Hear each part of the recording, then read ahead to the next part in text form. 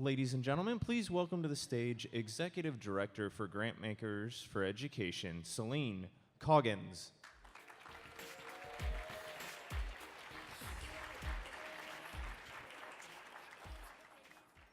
Hello. I'm going to speak fast to get that picture of me off the screen. Okay. Thank you. I am so grateful for the response that I've gotten from so many of you this week. Thank you so much for making this conference what it is. I think it's been amazing. I wish I got to speak first because there have been so many really important things that I've heard and I've learned from all of you. I was kind of retweaking my speech last night and thinking, really what I want to do is take different people's quotes and just restate them and say, ditto to that, ditto to that, ditto to that. Also, I came into this conference feeling like I knew a thing or two about education, and I'm coming out just realizing how much I have to learn from all of you, and how much more I have to learn. So I have a little bit of a mission impossible this morning. So my job is to give a speech to a group of people I aspire to lead, most of whom I barely know. And even though I had the opportunity to get to have lots of conversations, I had to write my speech in advance because I was going to be spending every minute of these past few days with you. But I wanted to make sure that my talk resonates with all of the things I've learned. And so the moral of that story is I got up at 3 this morning. So I want to tell you a little bit about the next 100 minutes or so of today, and this is it. This is the end for us. I'm going to speak for about a half hour, and then I'm going to turn it over to the main event, our student panel.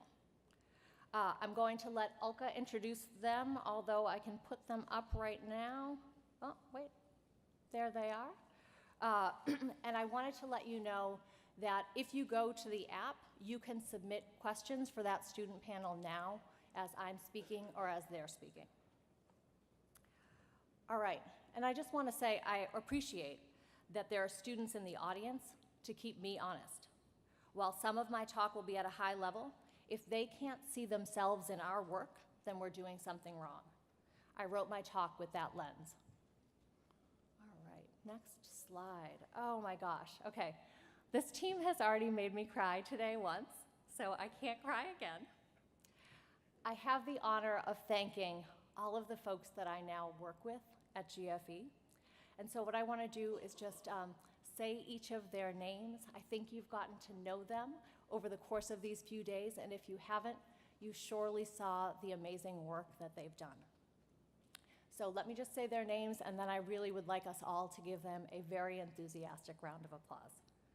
Letitia Dowling, Jessie Lee, I'm going in order of the pictures, Caitlin Malik, Kyle Malone, Paul Moon, Alessandra Piani, Rebecca Smith, Heidi Starks, and Hannah Wang. Thank you all.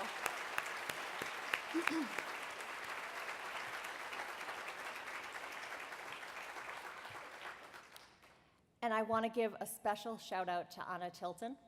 Can't even find her in the audience, but Anna has been the most incredibly gracious person through this transition.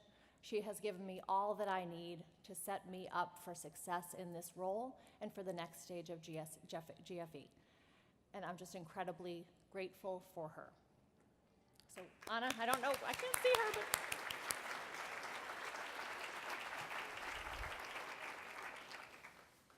all right. So I like to start. So I finally get to introduce myself to all of GFE. And I like to start with this picture because it's evidence that I've always been an education geek. This is me at age 8, just beaming because I got a game where I got to be a teacher.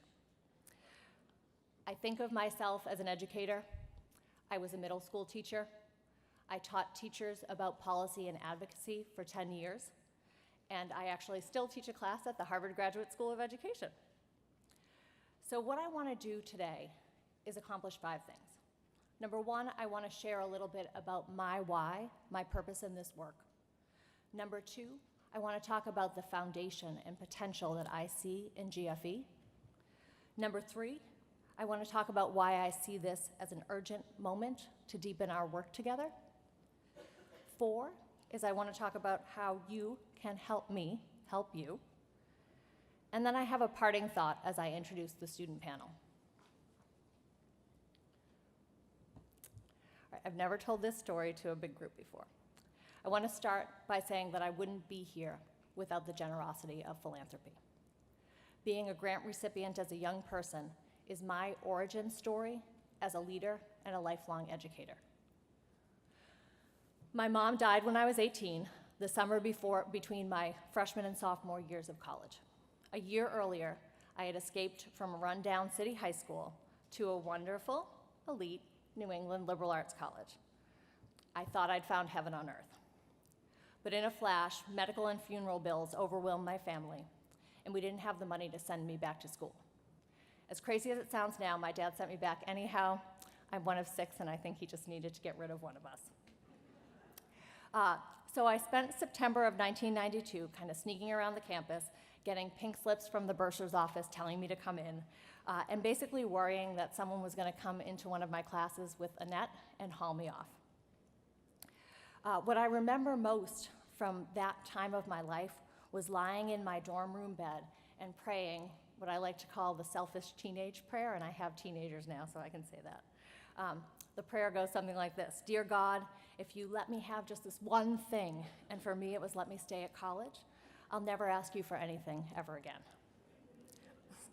So I spent my life like that for more than a month, but I finally decided I had to go to the bursar's office to meet my fate.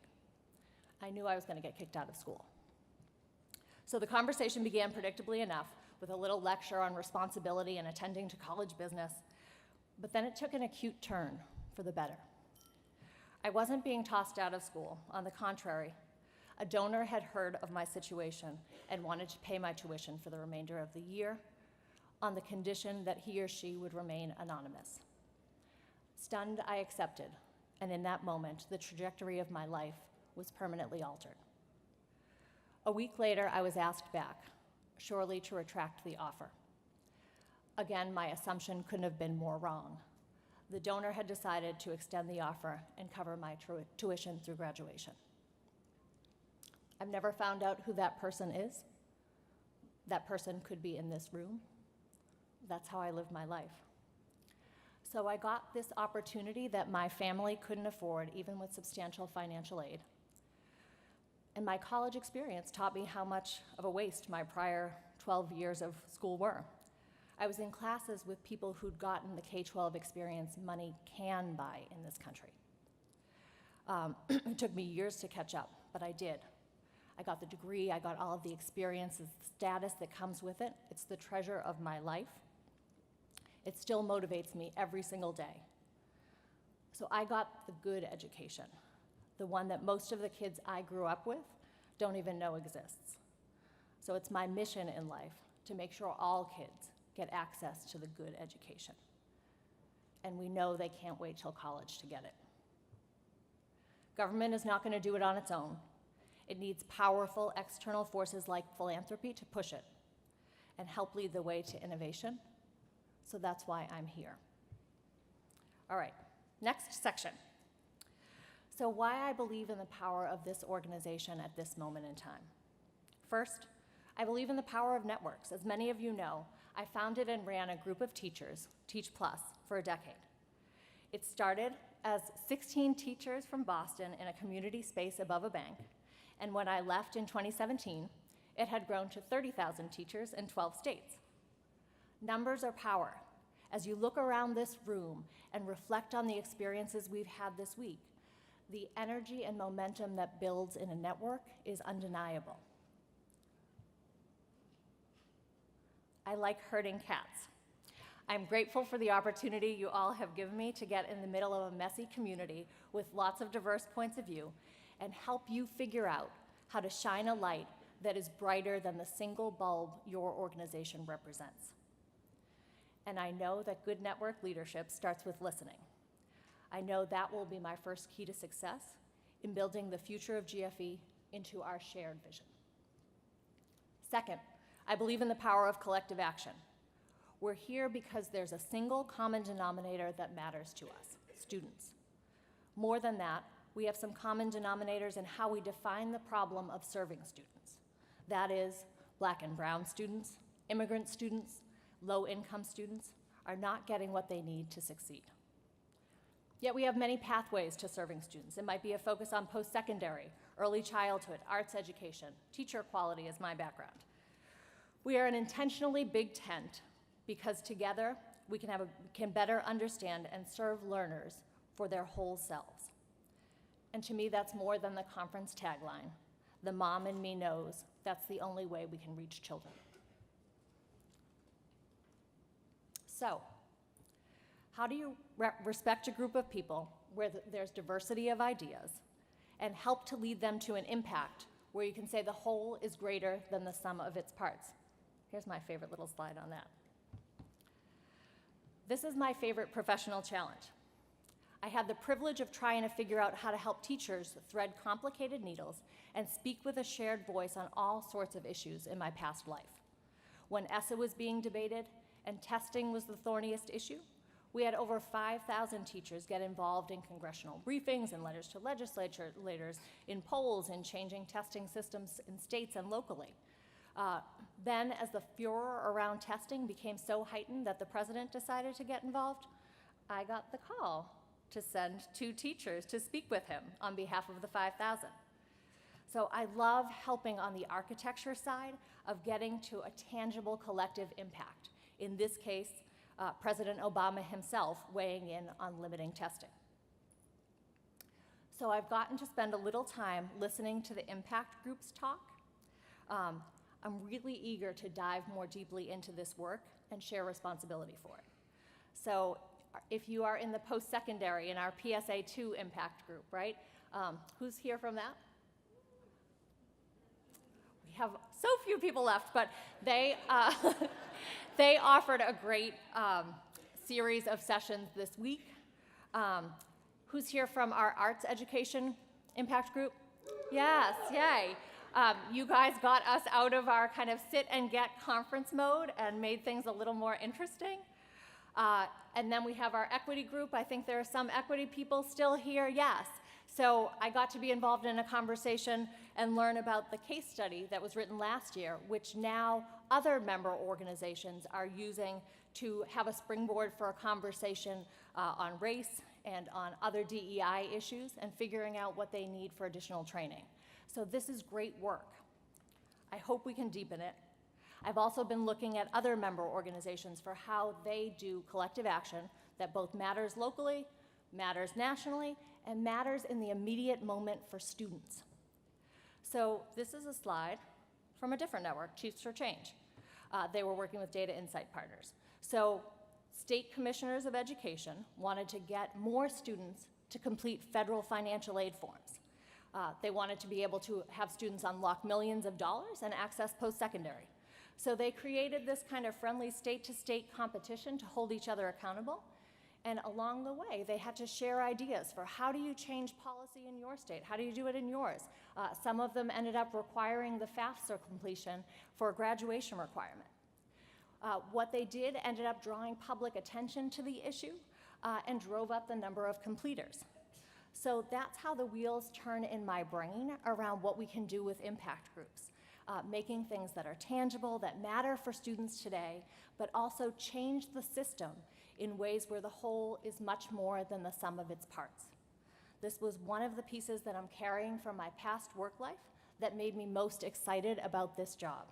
It's hard, but it's totally worthy work. So third, I think we're in a really urgent moment. Say what you will about the last presidential administration, but they took an interest in education. They exerted a level of thought leadership on specific issues, on prioritizing disadvantaged students and students of color, and that thought leadership is absent today. There's a role for philanthropy to play in filling that vacuum. I want to connect a couple of data points for why I say that and why now. So I've been reading the back-to-school research in our field and trying to make sense of my role in building connections across this network. There are two statistics that keep me up at night. And I want to just mention as I launch this section, it picks up from yesterday's plenary, especially John and Saskia's part. And they were more compelling than I might be, but I think it deserves kind of that important underline.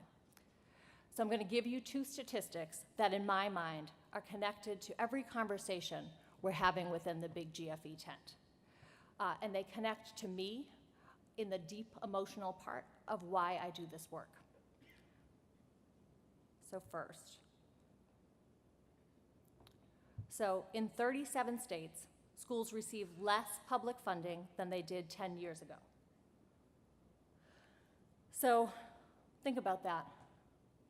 That should mean something to every person in this room. And then think about what that means to almost every kid in America. We've got a really healthy economy right now. Salaries and employment are way up. Tax coffers are back up to full. But that money is no longer flowing to education. And also, as someone who has worked in policy and education budgets, we're kidding ourselves to say that our issues in this room aren't competing with one another if overall resources continue to be cut to the bone. We need to work together in calling this out as unacceptable. Second, despite what we know and have known for years about the fact that it takes more money to educate disadvantaged students, only 12 states send more money to low-income districts than they do to high-income districts. Clearly, this is not just an income issue. It's evidence of systemic racism. Black and brown students receive fewer dollars, and districts with high concentrations of black and brown students, this gap compounds to millions, even tens of millions of dollars of a gap each year. So we've got a shrinking overall pie, and still we're squeezing dollars from the students who need them most. So this is the fire in my belly. This is the filter I have in most conversations. We can talk about all kinds of equity in this network, but we cannot achieve any of them without resource equity. Yes, we need to all be there. So why do I bring this to all of you? You are the ones who've been propping up public education for the past decade. You are the ones who've been making it possible for kids to have what they need when the government shirks its responsibility. Things like access to pre-K, things like opportunities in the arts, things like the support needed to find a path to college or career. Philanthropy should be additive. It should create a space for innovation. We can't play that role if governments aren't pushed to provide the basic foundation for every student. There are 36 gubernatorial elections in a couple of weeks. This is an opportunity to educate new leaders on our issues. To quote Scott Palmer from a session yesterday, you can do much more than you think to influence their thinking and direction. GFE can help you understand how, I can help you understand how. I'm a policy geek at heart, and I think this is incredibly important work that we all can do together. We know that ESSA has set state leaders up to be the most important actors in how education looks in this country. They have so much latitude to act and to make changes. The feds are no longer minding the shop. This is an opportunity. But most people in the know would say governors and legislators have lost interest. For example, yesterday in a session, California Assemblywoman Shirley Weber said just as much, that legislators have lost interest. At a moment when states have the power to define and drive the education agenda, they're saying, I choose to walk away and invest in other things. Powerful people, like those in this room, have to find a way into their offices. We have to find a way to get our grantees into their offices. We need to do this. All right, let's talk about what I need from you. So I hope I've given you an idea of why I'm here and what I believe we can accomplish together. I hope I'm able to do Anna's legacy proud, to take the great foundation we have and to deepen our web of offerings in ways that you've told us you'd like to see. So how can you help me serve you best? First is just meet me halfway in building the relationship. All of you on your tables should have flyers about the things that I'm trying to do in my first 100 days to get to know you. So take a look at those and participate.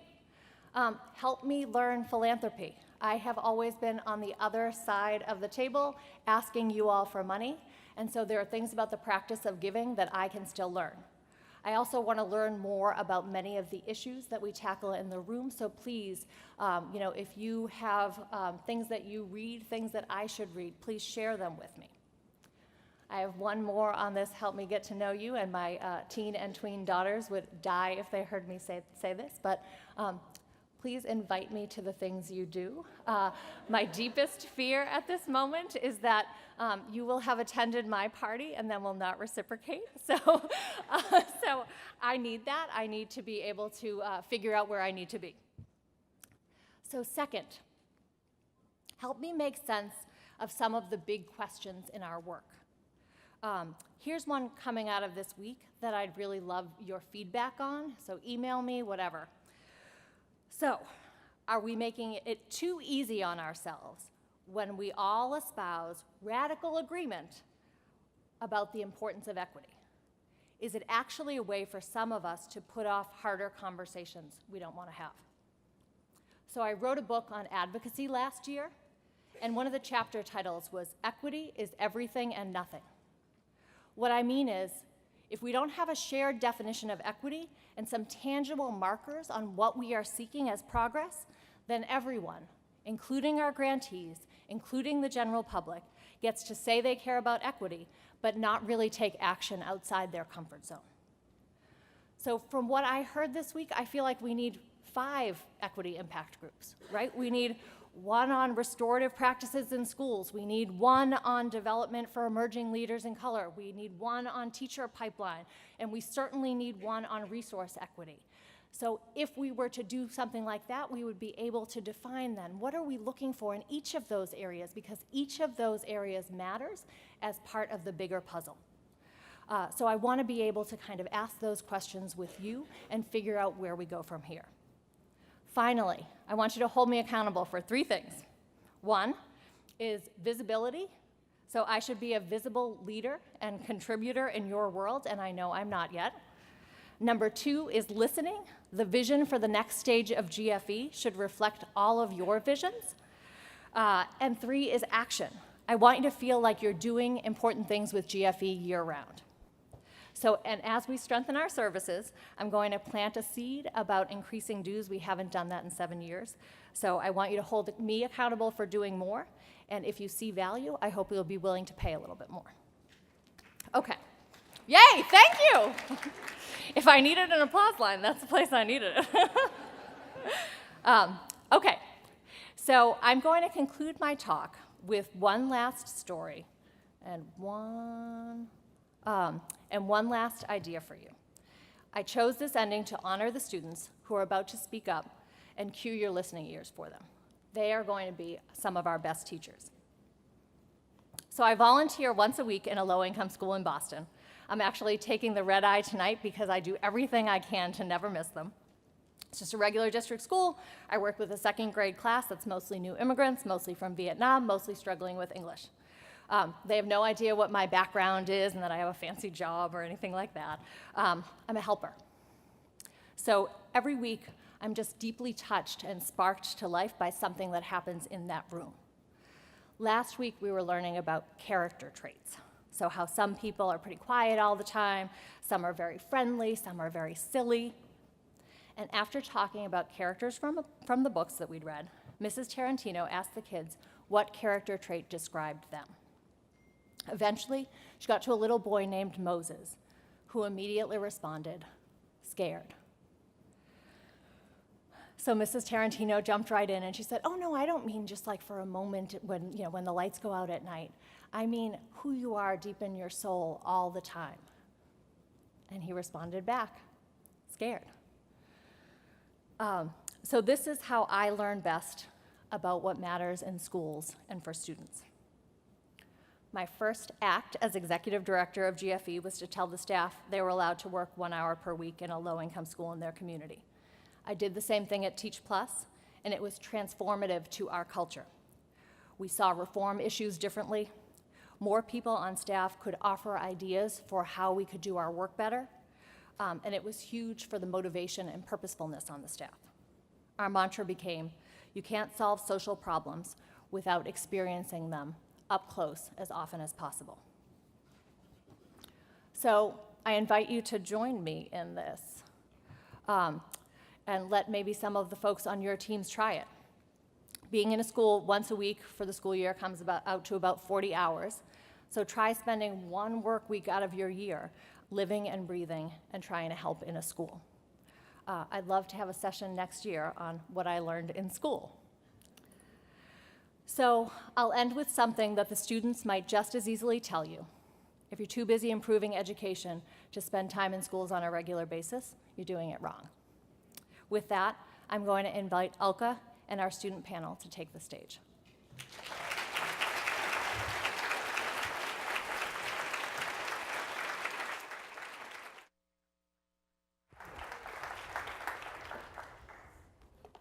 We are at a tipping point in our society in a lot of areas where, we've just said enough.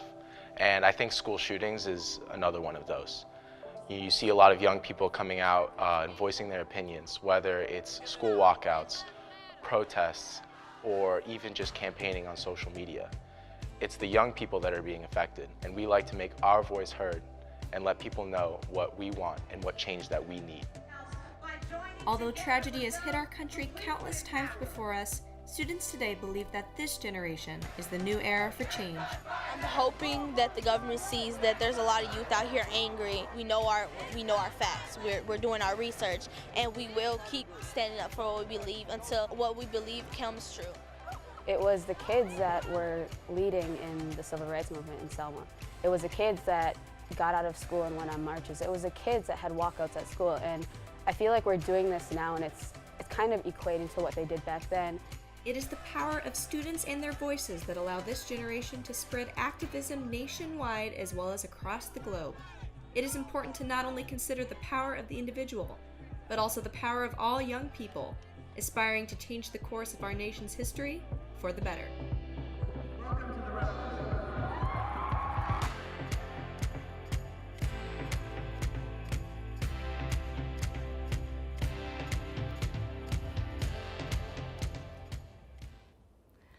Good morning, everyone. Celine, thank you. My name is Ulka Joshi Hansen. I am with Education Reimagined, and we are so honored to be able to close out these 3 days together. Education Reimagined is an organization that's committed to building learner-centered environments all around this country to make it into a movement that helps learner-centered environments grow from pockets of individual schools that exist around this country, especially in the public and private and independent sector, grow into a movement that allows every young person in this country to have access to an education that reflects the conversations that we've had over the last few days. By way of background, I'm an early childhood elementary educator, started teaching in Newark, New Jersey in the late 90s. And it was teaching in the traditional schools that sparked the next 22 years of research and policy work, going into schools and to schools around this country that are learner-centered, having a chance to talk with young people and their parents and their educators about what it takes to make this happen. And we all started this conversation together on Tuesday, hearing about the foundations of a whole child approach, that it's about relationship, that it's about a sense of belonging, that it's about forming a sense of identity and self, and that everything else emerges from that. And then we spent the last couple of days thinking about what equity entails, and Celine, you're so right, it's multiple conversations that span all sorts of things, but when it comes to schools and young people, educational equity is about providing all young people with the human, social, personal, and interpersonal experiences they need to thrive. And it's about the ability to engage cognitively and intellectually in ways that can't be demonstrated on tests and can't be reflected in test score gaps. And we've heard the word transformation a lot. So at Education Reimagined, we work collectively with practitioners, with young people and their communities to think about what transformation entails. And our work is grounded in a vision that was articulated by a group of diverse stakeholders that gathered about 5 years ago. Union leaders, charter folks, education reform advocates, business people, higher education, all coming together and realizing that it was not going to be possible to take our traditional system and innovate and reform it to do two things. One, make sure every young person had what they need to succeed in the 21st century. That's not what it was designed to do. So they articulated a vision of learner-centered education, and that's our North Star in our work. And we work with hundreds of young people and educators and environments around the country to think about the new systems and structures that are needed to let learner-centered environments thrive. So I want to take a couple of minutes to ground us together in how we use learner-centered as a term, because the panel today is made up of learners, all of whom go to learner-centered schools in the way that we use that term. And I hope that it'll be helpful for you to make sense of how they're talking about their experience to understand what we mean. So first and foremost, learner-centeredness is a mindset. It's a mindset shift, and it's a shift in how environments and adults and learners think about the purpose of education and how they think about what young people are capable of. It's a totally different paradigm from the one that created the traditional system, which was designed to sort and sift young people into those who would have opportunities and those that didn't. It was not about helping each individual person realize their individual potential. And this is critical because you can't iterate your way into a mindset shift and a new paradigm. You have to make the leap into a totally different mindset. And so our learner-centered environments are constantly working against systems and structures that force them to compromise on what they're doing and pull them back into the outcomes, the assessments, and the demands of a traditional system. So once you've made the mindset shift, we think about 5 elements that all environments play with. And I forgot that I have slides, which do not appear to be moving. Sorry. All right, we're going to do this without slides. The first element is learner agency. And it's the idea that learning can't be done to students or at students. It is the work of a learner. So they have to own their learning. They have to take ownership of it, and we do it with them and for them. The second element is that education is socially embedded. And this means both that it's about creating whole human social beings. They have a sense of identity, a sense of self that's valued in the environment that they're in, their whole selves. And learning is a social endeavor. So young learners work with older learners, they work with their communities to be learning. Third is it's personalized, relevant, and contextualized. And our vision designers put those 3 words together because oftentimes when we use the word personalized, we mean adults have decided what we want kids to know and be able to do, and they can then have a choice of pacing, or whether they sit in a desk or a chair, or use a book or a laptop. But in order to be learner-centered, what learners learn has to be relevant to who they are, where they come from, and where they want to go, and it needs to be contextualized into their lives and their communities. So those 3 things go together. Fourth is that it's open-walled. Learning doesn't happen inside the walls of a classroom or school. It happens all over. It happens in homes, it happens in trips, it happens in Boy Scouts, Girl Scouts. So the community becomes the playground for learning. And finally, it's competency-based. So you have a system of competency-based to allow you to give credit for the knowledge, skills, and dispositions that young people are learning whenever and wherever they are learning it. So all learner-centered environments play with these 5 elements in different ways to produce very unique and different models, as you'll hear today, that are designed to meet the needs and aspirations of young people and the communities that they serve.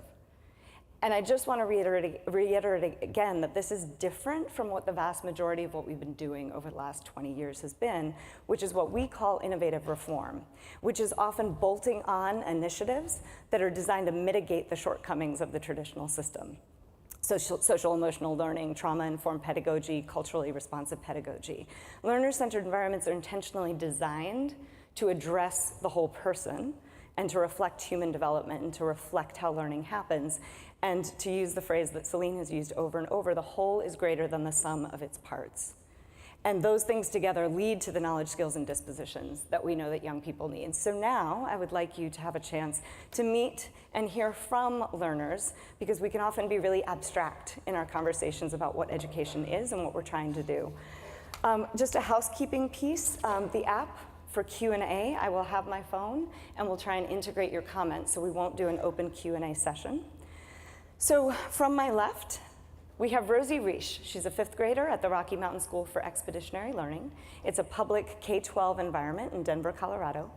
Expeditionary learning brings the principles of Outward Bound into the K-12 system. Remsel is in its 25th year. It was one of the first expeditionary learning schools in the country. And expeditions draw together personal experiences and intellectual work to promote self-discovery. Next to her is Jamar Lee. He is 18. He's an alumni of Iowa Big High School in Cedar Rapids, Iowa. Iowa Big was born out of a Billy Madison-style experiment and connects Cedar Rapids learners in 3 ways. They use student passion to drive deep learning. They engage students in authentic community projects, and it connects them deeply to the people and the resources of the Cedar Rapids Tech Corridor. Next to him is Destiny Reyes, who is an 18-year-old Guatemalan American and a senior at the Met High School in Providence. Since 1995, Big Picture Learning has been putting kids directly in the center of their own learning, and learners from every background in 18 states and multiple countries have thrived in an environment that's done away with classes, grades, and tests. Career and College Ready takes place in a whole different way at BPL schools, including its flagship campus, the Met in Providence, that Destiny attends. Next to her is Jazz McBride. She's a recent graduate of the High School for Recording Arts in Minnesota. HSRA is dedicated to providing all young people a chance to realize their full potential, despite previous setbacks. The school pioneered the concept of connecting with at-risk students, including homeless and overaged, under-accredited youth, through a hip-hop music program that lets learners get core learning and real-world learning, developing 21st century skills while exploring the music business. 92% of HSRA students live at or below the poverty level, 92% qualify for free or reduced lunch, and 30% are currently or have recently been homeless. And on the end is Izzy Hubner-Gloag. She's a freshman at Avalon School in St. Paul, Minnesota. And at Avalon Charter School, community is everything. This translates into a flattened hierarchy that lets learners set rules, resolve conflicts, and enforce norms. Grade levels have been replaced with multi-age advisories that build relationships, develop learning plans, and hold occasional seminars. Learning at Avalon is by and for the learner. So please join me in welcoming our panelists.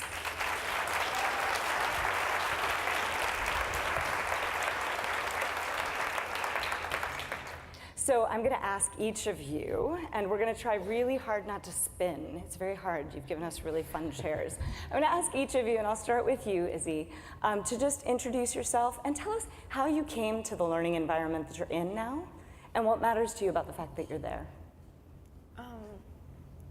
At Avalon, student-guided projects make up the majority of our education, where we're still limited by state standards, so we have to complete those, but we get to choose how we're going to complete those and how those things can adhere to our interests and passions. And through projects, we get to learn new things about ourselves, like finding possible career options, which is really important. And Avalon just provides some great opportunities for getting like a deeper learning experience. Can you tell us how you got there? So what was your experience before attending Avalon? Before Avalon, I went to more traditional schools. I had gone to a Montessori school before, and that had been good, but then I got to middle school, and it really wasn't working for me. Like, I was in an accelerated math class, and the teacher was great and was like, wanted me to be myself, wanted me to grow, but the environment just didn't have enough for me, and it was more like teaching discipline and not like teaching, for example, the content, and so it wasn't as much of that. Thank you. Jazz? Hey, my name is Jasmine. I go by Jazz. I'm from the Twin Cities in Minnesota. I got into my learner-centered education because I started out in traditional schools. I also started out in a Montessori school as my elementary. And as you know, Montessori schools are all hands-on, so I'm a very visual and hands-on person, so I thrived in that school, but then I ended up going to a traditional school after that, which was really hard, switching from like literally learning algebra with like pieces onto like the textbook. So I was placed in accelerated classes, all accelerated classes, and then that transferred into high school. When I got in accelerated classes in high school, I was the only African American in most of those classes. In my English class, there was one other, she was an African woman, and we'd do a lot of group work, and me and her didn't know each other, but we'd always end up as partners every time there was like group work, and I was like, what? Like, this is so weird. And my teacher would just like, she wasn't ever engaging with me. Like if a white student would come in, she would be like, or if a white student would come in late, she would like readjust her and be like, you can't be late, you need to be here to learn the curriculum. But like I would come in late and she wouldn't say anything to me, or I'd sit at my table and put my head down just to see what she would say, and she wouldn't say anything. But if the student next to me put their head down, she'd be like, you need to pay attention. So I kind of felt like I was invisible and didn't matter in that facility. So I ended up switching down all of my accelerated classes to regular classes. And that experience was very crazy because it was just like, the level was like completely dumbed down. And it was more like a class just to discipline children rather than teaching them.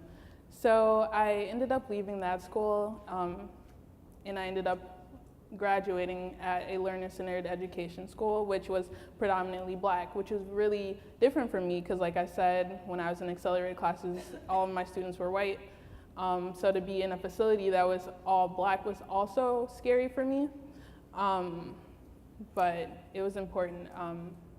We all had like relevant teaching happening for all of us, and I felt like it was very important, and just to like see that I share similar struggles with the people in my community and we can still thrive through those was very like uplifting to me. So that was a little bit about my experience. Thank you. And we'll come back. In all of your stories, there are elements we want to come back to. Destiny? So my name is Destiny. I'm a senior at the Met High School in Providence, Rhode Island. And the way I ended up in my student learning center was I went to a private middle school, and there we actually had a student from the Met as an intern in the art classroom.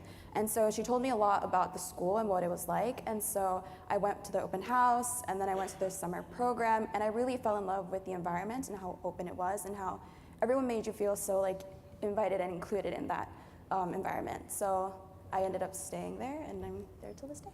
Thanks. Jamar. Good afternoon, everyone. Good afternoon, everyone. My name is Jamar. I'm a recent alumnus of Iowa Big, which is a learner-centered school in Cedar Rapids, Iowa.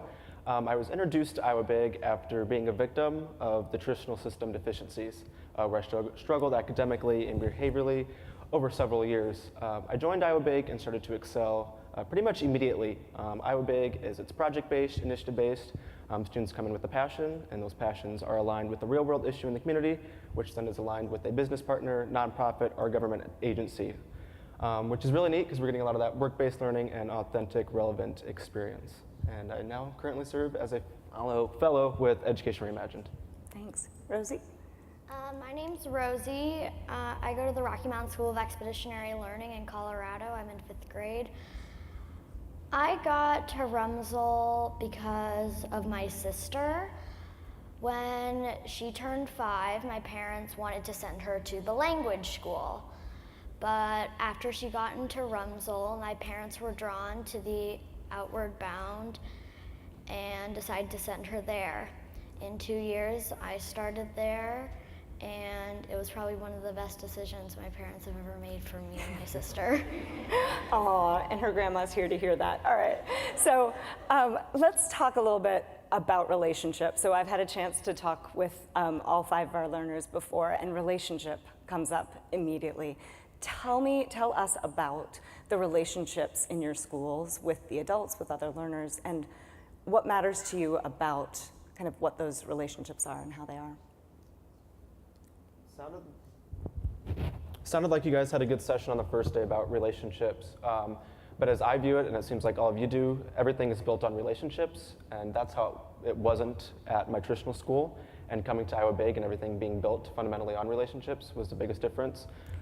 Teachers being completely transparent with you, why are they grading you on the way they're grading you, but then also knowing you as the whole learner, sitting down with a group of 5 educators and them asking you about what are you good at, what do you think you're good at, what do you not think you're good at, but then also talking about your life outside of school, knowing your family context and the context of you deep down personally. And also I think the biggest difference is we're graded not amongst one teacher, but a group of 5 teachers that sit down and say, oh, Jamar did really well in this project and did not so good in this project on that certain standard, but then hit it really well in this seminar. So you're not having one teacher assess you, you're having a group of 5 teachers look at you as a whole student. I guess these are like really low today. Personally, can you guys all hear me? Yeah, okay. They'll turn up the volume. Okay. Yeah, don't worry. Well, personally for me, I feel like it's in our nature to be social. We're social beings. We have this many people on the earth to be social and interact. I also have learned that like with connections through people, especially with like teachers, like I've kind of looked at it this way. It's like when I'm talking to my teacher, how can I trust my teacher to know what's best for my education if we don't have a bond or connection? So that's why I feel like it's super important, because it's like if I know you and you know me, I can feel confident trusting you with where I'm headed. Because like I feel like teachers need to realize that kids don't know where they are. A lot of people, even older, don't know where they are in life. So you have to have that trust. Yeah, like you never figure it out. You never figure it out. But to have that trust to be like, okay, you're giving me this curriculum. Why should I trust that this is what I need to learn? There has to be a bond there for that. And that's what I feel like I got in my learner-centered education, was just knowing like, okay, I know my teacher for who she is and she knows who I am. So because she knows who I am, she can implement the education that she thinks is best for me in the way that works for me. And that's what's important. I want to add one layer to that, because I want anybody else to answer it who wants to, but I think all teachers try to build relationships, and I'm wondering if you can talk to us about what feels unique about who the adults are in your environment, what they do, how they connect in a different way, because I think most teachers go into education because they want to connect with young people. So what is it that's unique about who they are, how they are with you? I think the biggest thing It's okay, don't worry, they will figure out the sound. I think the biggest thing is vulnerability, because you can't connect on a deeply human level without being vulnerable for someone. So being vulnerable, that allows them for you to know them, and if you're vulnerable with them, it's easier to be vulnerable if they are, so then they can know you too. Mm-hmm. And also being validating, like if you have something going on at home, because everyone has things going on, that they're gonna validate your feelings, and even if you might be overreacting about something, they're gonna find the one thing that's true about what you just said and validate that. I think that you get really good relationships at Rumsel with your teachers and your classmates, because in a traditional school, you're not outside pitching tents or hiking a 14er or spending 21 days on the Colorado Trail, which actually happens.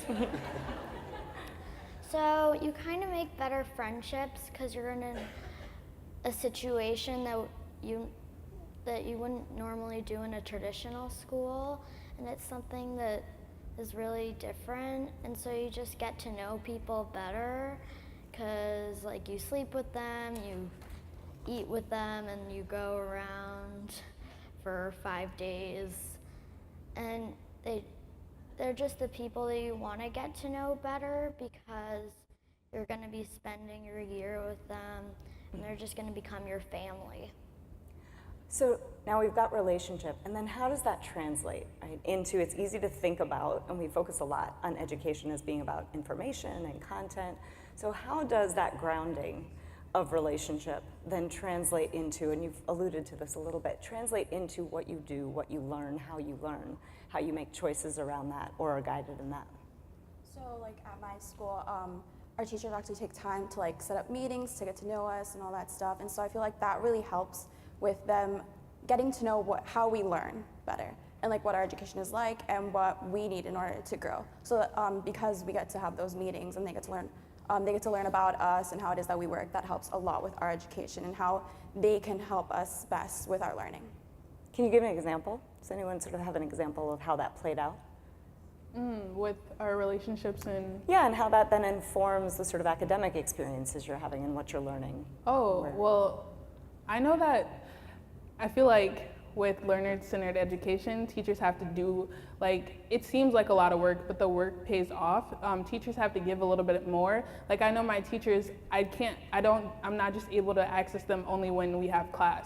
I can go to them at the end of class, I can text their phone and be like, hey, this is bothering me on my head, I trust you, so let's talk about this. And they'll be willing to do that. It's more like, it's not like a teacher-student thing, it's more like a person-to-person, and I guess how that flows through education is just like that shared connection. It's like, hey, let's get through this together instead of you just telling me what to do. It's a partnership. I think going off what Jazz said is that you're on the same level as that teacher. You're both learners. They're a learner and they see opportunity for you and for themselves in your learning, and you can see opportunity you can learn to see opportunity about yourself through them, and that's really important. Ditto to those two. I think it's like creating a space, because in a learner-centered environment, student voice is very evident, and so it's creating that space for the students' voice, their thoughts and opinion to also be created. So that's like kind of what they said, the co-creating of the teacher. It's transparent. It's not being delivered to the student. The teacher is also learning themselves. So I think there's a fear if we let that happen, that all kids are not going to cover the same content, they're not going to learn the same things, that if you're driving your learning and making choices, and we talked about this in some of our conversations, that somehow you're not going to cover what you need to cover. Talk to us about that, because I think that's sometimes a fear. I feel like if I was a teacher though, that would make it that much more fun, because like who wants to teach the same thing over and over? I feel like you go home like inspired to be like, oh, I'm gonna teach something different tomorrow. And I feel like that's important. Like I see like a lot, like in my traditional schools, I would see teachers, I don't know if I was wrong, but they would look so miserable because they're just like, hey, here's this lesson again, you're gonna read page, and it's just like, I know you're tired of this because I'm tired of this too. So it's just like, when you have like an array of like kids who want to learn so many different things, it motivates you more to want to teach more, because you're like, okay, I'm helping this person out with this, and I'm helping this person out with this, instead of all the same thing all the time. So I am going to invite you all, because I've got a blank sheet here. Like, I don't know if there's anybody that has questions, but I'm not seeing them. So I just want to remind you that you have something. I want to talk about failure, because we've talked a lot about what you learn, how you learn. What's the role of failure in your environments and your relationship to it? So at my school, we don't have the average grading system like A, B, C, but what we do is A, E, D, and B. You've got a scale of like performance, yeah. Yeah, so as in beginning, developing, accomplished, and exemplary. So what I like about our grading system, it writes out what it means to be accomplished and what it means to be developing. So that way you can kind of think about it instead of like, oh, I didn't totally do this, so maybe I'm here. Or, oh, I did really well on this, I want to be here. So, because you usually assess yourself. And what I like about our grading system is if you get a B, it doesn't mean, oh, you just failed, it's over. I think it kind of means a bit more that you don't understand this. It's more about understanding than it was a bit more just, you didn't do well on this. So thanks. I think that's a bit more important. Thanks. As far as not learning the same things, as far as that goes, I think that can go along with failure, because if you view it as, oh, you're not learning the same thing as this person, then you're failing in maybe the traditional sense. I think it's really important that learning be memorable, because if you learn how to do something that you don't care at all about, you're not going to remember it. So you're going to get out of high school and you're like, what did I just do for 4 years? But when learning's memorable, you can be like, oh, I remember that one time when I did that project on this, and I learned so much, and this is what I want to do for a career, and this is what I want to do with my life. At Iowa Big, a lot of our failure is through projects, just because we're solving real world issues. A lot of factors fall in to our failure, but I think the biggest thing that's changed for me is realizing some of my biggest learning lessons are actually coming from my failures, and it's not, sometimes it could be my fault, sometimes it could be with the business partner, or it's that social emotional learning with the group aspect of the group also not carrying themselves. But I think for me, it's just realizing that failure isn't determining my future anymore. All the time in the traditional system, I was so beat down on failing a test that I was always told if I fail this test, that's a restriction of what my future is going to look like, and that's really not how it was at Iowa Big. For me, before coming to the Met, failure played a huge role in my life. It shaped who I was. Then coming to the Met, I sort of was able to get out of that mindset.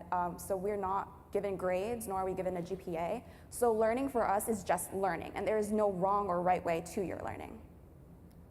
Thanks. Now, from all of you, I've also heard in our conversation, so I'd like you to share with the audience a bit more, that your education is about knowing your community. It's about contributing to it, it's about finding out about it, it's about learning new skills and working with people. Talk to us about that. What does that look like for you, and why is it important? Why is it something you bring up a lot and talk about? I think you learn how to be human through working with your community. You relate to people, you help people. It's just so kind of a thing that kind of develops. You learn the social parts of it and like the teamwork parts of it. At Avalon, there's a thing called Service Week. So every year we take a break from, that kind of education or content learning and go into community learning. So for example, last year, me and my class went out and there was a community garden that we helped out in. I pulled up like a bunch of like weeds and stuff. And we had a lot of fun, and the person who we were helping was really grateful, and we felt appreciated, because I feel like a lot of times teenagers, they don't feel like they're appreciated very much by adults. And when you do something like that, you feel appreciated, and they appreciate you, and you're kind of like helping everyone out. Well, personally, I feel like there's a misconception of what education is. I think education is experience, because we learn every day, and you cannot learn without physically experiencing something, which is why I felt like in a traditional school I wasn't getting an education, because just passing a test that's not relevant to you, or that you don't feel like, that's not relevant to you, it's just obedience, it's not really learning. So to bring that to the community, to do things outside of just the classroom really opens your mind, because you're doing something that you're not used to doing. So for instance, my school took me to Montreal, Canada, and we went on a bike trip for 5 days. And we had to bike like 40 miles every day.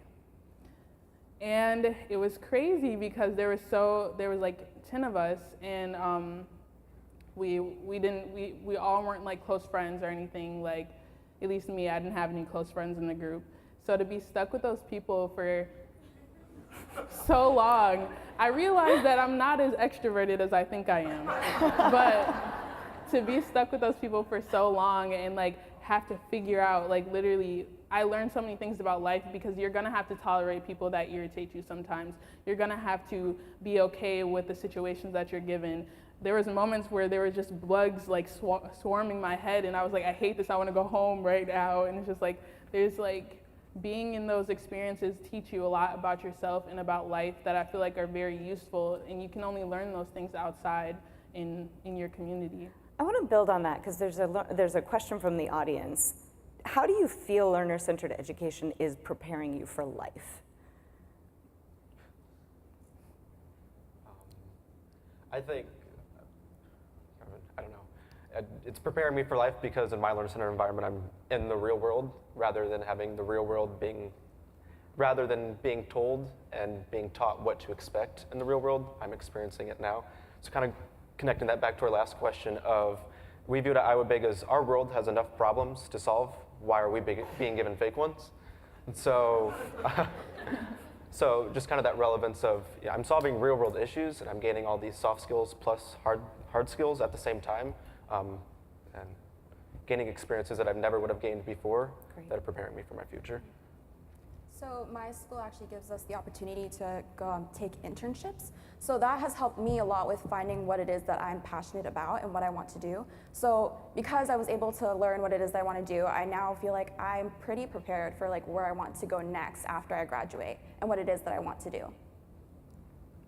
I think knowing what you're going to do is a little bit overrated. I mean, it's great once you figure it out.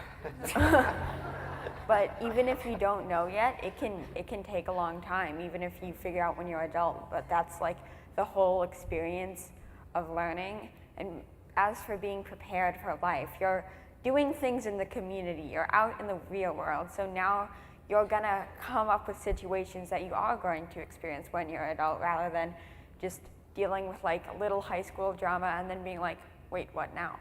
Mm-hmm. Thank you. So we have a couple of questions around, the theme is, why do you think more schools aren't learner-centered, and how could we make traditional schools learner-centered? What would we change? What would we tweak about traditional schools to make them learner-centered? I think a lot of. I know. They asked. Do you guys? Yeah. No. Well, I think you could, you would spend a bit more, if you're a teacher, you'd spend a bit more time talking to the students instead of handing out textbooks or papers and saying, you just go read this, go fill this out. And so they would explain what you're gonna do and explain why we're doing this and what's important about this. Mm-hmm. And then that would just make it a bit more of a relationship. You'd be talking to them a bit more, and you would just do a bit more with them that would make it just kind of stronger and kind of easier and to understand as a student. She's going back to relationship again. Yeah. All right. Go ahead. Okay. People are afraid of what's different, and because it's not something that's normal yet and it hasn't been done before, people are afraid, well, what if it doesn't work? What if it doesn't prepare people? And I think part of it is just oh, well, the traditional system is designed for the average. And well, what is the average, because you can be average at one thing, but when it's designed for the average student, there's a skill set. And no one is average at everything on the skill set. It's a jagged scale for everyone. So when you're designing for the average, you're actually designing for no one.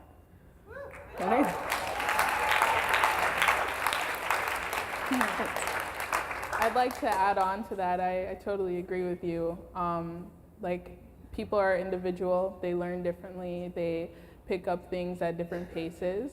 I feel like to make a traditional school a learner-centered school, you'd have to realize that we are all humans, we all have things to learn, and also just creating diversity, not only between the students, but between the classes, giving people choice.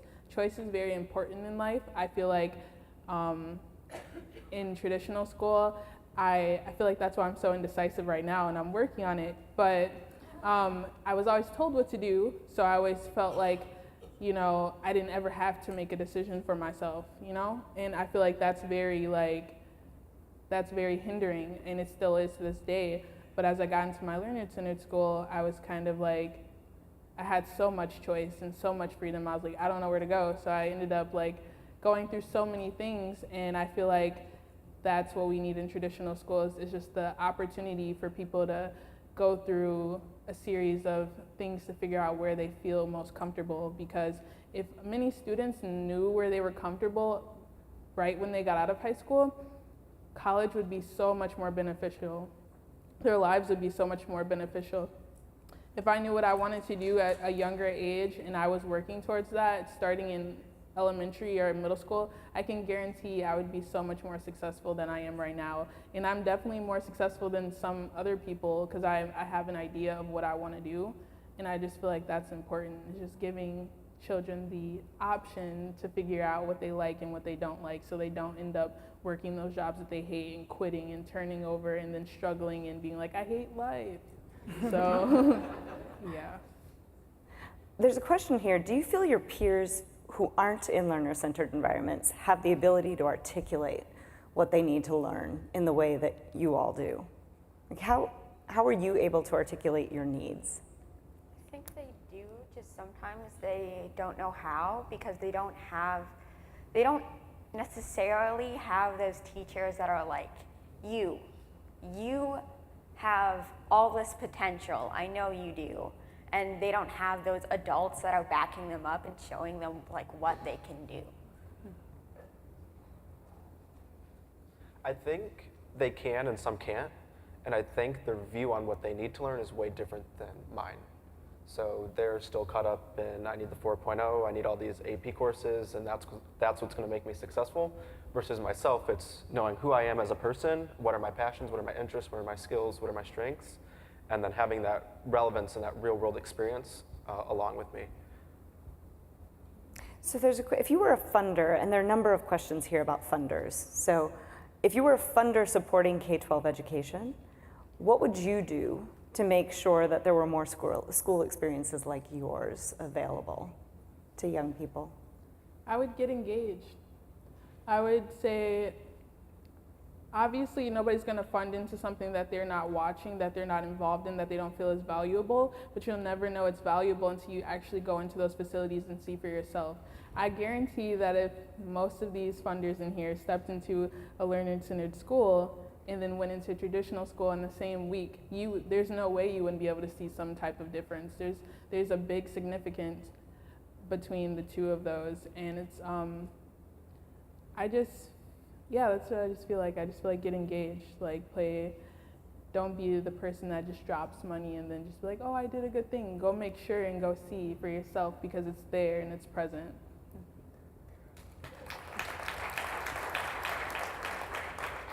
Anyone else? Yeah, I would say definitely get involved, learn what it is that they're doing, because if you go and see, you'll find out how much it is that these students love learning the way they do.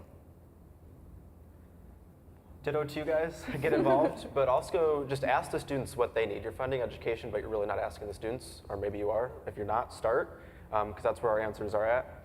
We're right in front of you guys, and we have plenty of answers for you. So. I like what you just said about talking to the students, because I think it's important to hear their perspective, because they're kind of the ones that school is all about. Like it's kind of their time. So it's kind of their time to show what they can do. So I think they should kind of be the one to kind of. I agree with you. That was loud and clear. I think the goal here is to make students enjoy learning again. Because when you don't enjoy learning again, it's like every single day you get up, you go to school, you do the same thing, and it starts to wear down on you. And especially with things like mental health, it can be really hard. But once you enjoy learning, you start to enjoy going to school and be like, yes, I get to learn about this thing that I'm interested in, and I know that I can do it, and all that kind of thing. I think sometimes funders, there's a question about what should we be measuring. So one of our speakers had the things that count can't always be counted. And so what would the questions be that funders would be asking to understand whether schools are getting the right outcomes according to what you all are saying? What would they be looking for in schools? They would be looking for evidence. They'd be looking for graduating students. I don't know. I feel like if I invested into a school and I had questions to know if my money was actually going towards somewhere is to just, I guess, like I said, connect with the students and then see where their life is headed after that. I know I'm still connected to my school. I still talk to them. Obviously, they're not funding anything into me, but I still have that connection with them to where they know what I'm doing at this moment. And you guys can be like that too. You can always come in, have a tour, and be like, see who's in there. That's a really challenging question, actually.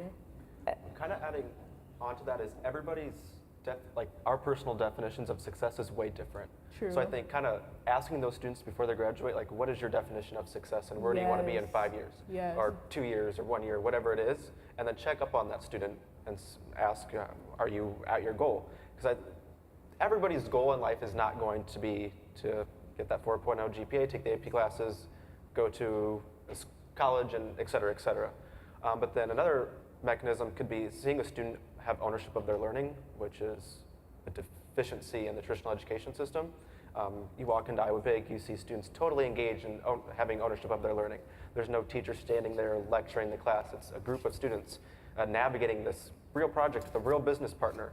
They're making the business plans, they're making the timeline. Those are the people we need in a real world, and I think that's a really good mechanism of an outcome that you could be tracking for. Yes, to close in on what Jamar said is now I got it. It's just come in and ask the students, what are your ambitions? I can guarantee you that you'll get way more answers from somebody in a learner-centered school than a traditional school. All of my friends who went to the learner-centered school with me, they already know what they want to do. They're already working towards it, and I find that so beautiful, and I'm just like, that's so crazy. Because some people, like I said, you can be like 80 and still don't know what you want to do. And things change, obviously, but just so they know what they want to do right at that moment when they get out of school, I feel like is very important, because why wait all the way until you're graduated to try and figure that out? Rosie, I just want to ask, because we're closing in on time, do you have any perspectives from because a lot of you talked about high school, so 17, 18-year-olds. What would we look for in an elementary school or a middle school to know whether the school is doing good things for young people? Well, I think since an elementary school starts with 5-year-olds and goes to 11-year-olds, so I think they should be having fun, because this is their childhood and this is important, and this is kind of the building blocks for their life and what they're learning. So they should be having a good experience, and it shouldn't be something that's in the future is something that they'd look back and say, man, that was miserable. Out of the mouths of babes. I want to give you a chance, because we're at time. These conversations are never long enough, but they're here with an open invitation. But any other words of advice, any questions, things that this group should think about as they walk away into the next year to think about how they make this real? Just don't limit yourself on the thoughts and possibilities of education. Depending on where you're at in this work and your thoughts, it's a paradigm shift, is what us at Education Reimagined called, and it really is you can't continue to block yourself with, oh, this kid needs this certain GPA, they need to get in this certain college is success. Think of the possibilities of life, and I just come from that, because if you were to look at the success rate or the mechanisms of success from where I was coming from, I didn't go to college right after high school, but I'm taking a gap year, having a fellowship in DC and an internship in Cedar Rapids, Iowa. And then there's other students who are becoming entrepreneurs and starting their own film company, with having the first film being the awardee of the Film Fest in Toronto. So just, the world is changing, and not everything is about test scores, because humans aren't numbers. So just look up old people. Following on what Jamar said about the world is changing, I feel like we need to understand how vital change is. Like, I can't say that I want to stay 19. I don't have a choice. It's gonna keep moving. So it's just like, we gotta realize that these traditional systems are in need of change. Regardless of what that, it doesn't even, like, we would hope it'd be learner-centered, but it doesn't even have to be that. Just the fact that we're evolving and constantly progressing is really important, because this is a different time, a different day and age, and what may have worked a couple years ago might not be working for the children of today. So just take that into consideration and realize that even if you do invest into this and something didn't come out of this, what you thought would come out of this didn't, you played a part in changing something that was the same for so long, and that's very big. Thanks. Destiny, Izzy, Rosie? I agree with that. I think you need to keep an open mind and open ears, especially to the students. And when you get involved and take action and talk to those students, you're really gonna learn a lot about them, about education, about yourself. And then when you invest in something, like, it would be amazing to like not be limited by the state standards. Like, I wish I could do what, you know, Destiny does at the Met, like not have grades and stuff, but I still have a GPA, I still have that kind of stuff. It's different, but it would be great to have like this endless scheme of what you could do. Even if you are skeptical of all of this, you can definitely go visit these schools. I'm pretty sure we're all very open to visitors. You can talk to students. Me as a student, I know every other student at the Met School, we love talking to people that come visit. We'll tell you anything. Definitely you can like just talk to us, we'll tell you, and you'll get to see how much it is that we love this kind of education and how beneficial it is to us.